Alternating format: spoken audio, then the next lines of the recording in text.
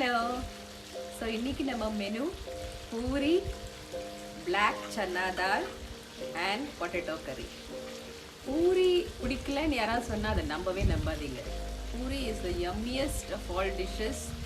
அது ஹெல்த் ரீசன்ஸ்க்காக நிறைய பேர் அவாய்ட் பண்ணுவாங்களே தவிர அது பிடிக்காதவங்க யாருமே இருக்க முடியாது. அண்ட் கடலை, பிளாக் கடலை, it's really good for health. So all in all இதுக்கு இந்த பூரியை இந்த கடலை பேலன்ஸ் பண்ணிடும். ஓகேவா? ஸோ ஒரு நல்ல பீஸ் பூரி அப்படி எடுத்து அந்த கடலையில் நல்லா அப்படி முக்கி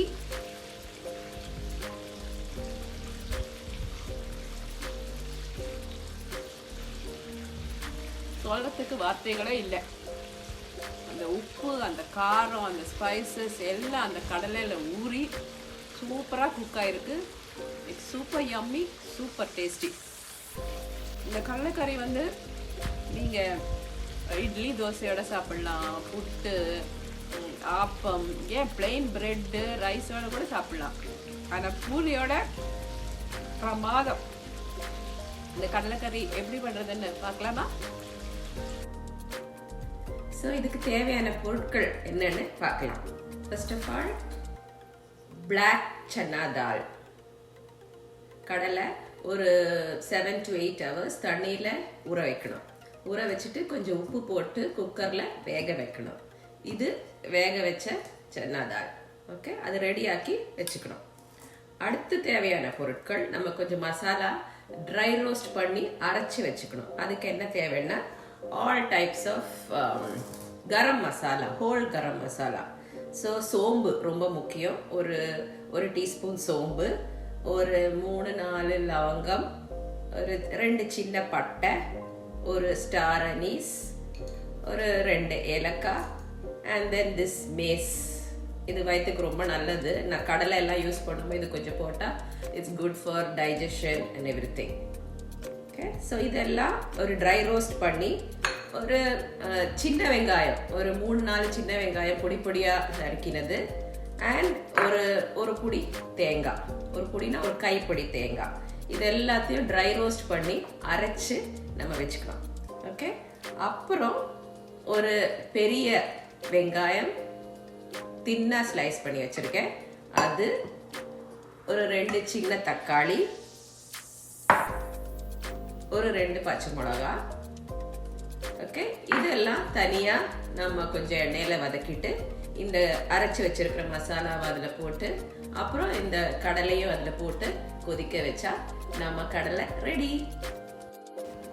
ஃபஸ்ட்டு ஒரு தவா அடுப்பில் வச்சுட்டு எண்ணெயெல்லாம் போட வேணாம், ட்ரையாகவே நம்ம ட்ரை மசாலாஸ் அதை போட்டு லைட்டாக வதக்கி எடுத்துக்கலாம். அதோட நம்ம கட் பண்ணி வச்சுருக்கிற சின்ன வெங்காயம் அதையும் சேர்த்து அப்புறம் தேங்காயும் சேர்த்து ஒரு லைட் ப்ரௌன் கலர் வர வரைக்கும் நம்ம மீடியம் ஃப்ளேமில் ஸ்லோவாக வதக்கி எடுத்துக்கலாம். இது கொஞ்சம் பொறுமையாக தான் பண்ணணும், இல்லைன்னா அந்த தேங்காய் எல்லாம் ப்ரௌன் ஆகி கருகி போயிடும். ஸோ மெதுவாக இதை லைட் ப்ரௌன் கலர் ஆகிற வரைக்கும் இதை வதக்கி எடுத்துக்கலாம். அப்புறம் இதை கூல் பண்ணி மிக்சியில் அரைச்சி வச்சுக்கலாம்.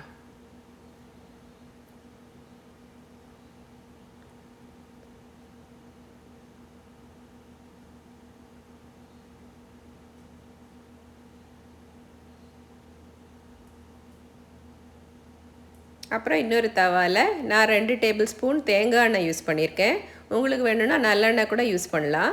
அதில் நம்ம கட் பண்ணி வச்சுருக்கிற ஒரு வெங்காயம் கட் பண்ணி வச்சுருக்கோம் இல்லையா, அதை சேர்த்து வதக்கிக்கலாம். ஒரு லைட் பிங்க் கலர் ஆனதுக்கப்புறம் 2 பச்சை மிளகு அதையும் சேர்த்து வதக்கிக்கலாம். அப்புறம் மசாலா பவுடர்ஸ் லைக் 2 டீஸ்பூன் மல்லிப்பொடி, தட் இஸ் கொரியாண்டர் பவுடர், அப்புறம் 1 டீஸ்பூன் சில்லி பவுடர். எனக்கு காரம் ரொம்ப வேண்டாம், ஸோ சில்லி பவுடர் 1 டீஸ்பூன் தான் போடுறேன். அப்புறம் ஒரு tablespoon ginger garlic paste. Ginger garlic paste எல்லாத்துக்குமே ரொம்ப நல்லது, ஸோ அதை 1 டேபிள் ஸ்பூன் போட்டிருக்கேன்.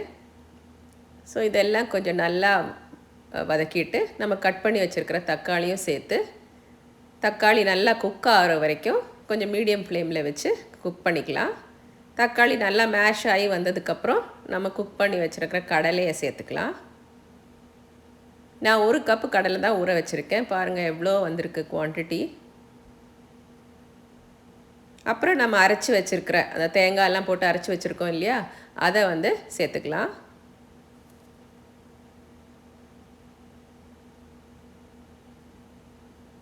இதுக்கப்புறம் ஒரு அரை டீஸ்பூன் கரம் மசாலா பவுடரும் சேர்த்துக்கலாம். நம்ம ஏற்கனவே கரம் மசாலா அரைச்சிருக்கோம், ஸோ நிறைய சேர்க்க வேண்டாம்.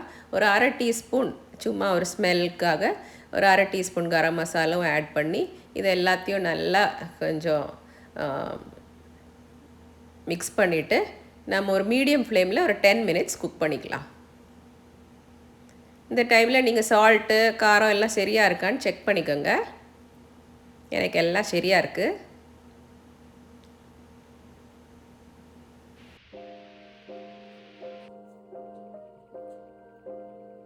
ஒரு 8 to 10 மினிட்ஸ்க்கு அப்புறம் கொஞ்சம் கருவேப்பிலை,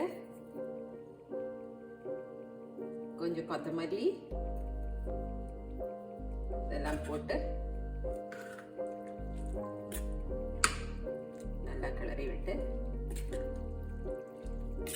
அப்பம், புட்டு, பூரி, சப்பாத்தி, ஒயிட் ரைஸ் எந்த ஐட்டத்தோட வேணாலும் இது சூப்பராக இருக்கும்.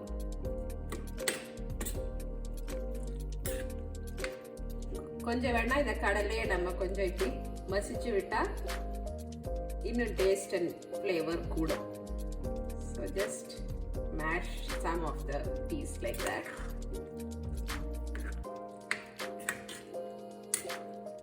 இந்த கிரேவி ரொம்ப திக்கா இருக்கணும்ன்ற அவசியம் இல்லை, நம்ம ஒரு போரிங் கன்சிஸ்டன்சில இருந்தா போறோம். ஸோ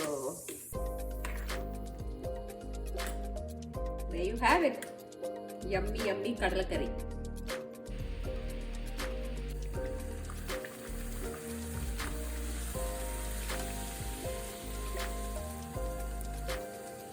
நல்ல புஸ் பூரி.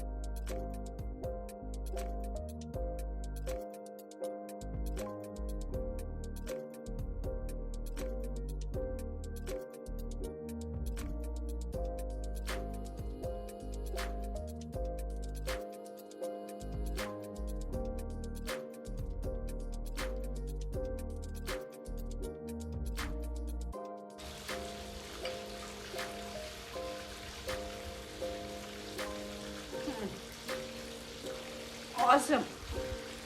Really really good. நீங்கள் எல்லாரும் இதை ட்ரை பண்ணணும். இது பிடிச்சிருக்கா இல்லையா, இல்லை உங்களுக்கு வேறு ஏதாவது டிப்ஸ் தெரிஞ்சால் எல்லாம் கமெண்ட்ஸில் போடுங்க. So until next time, see you.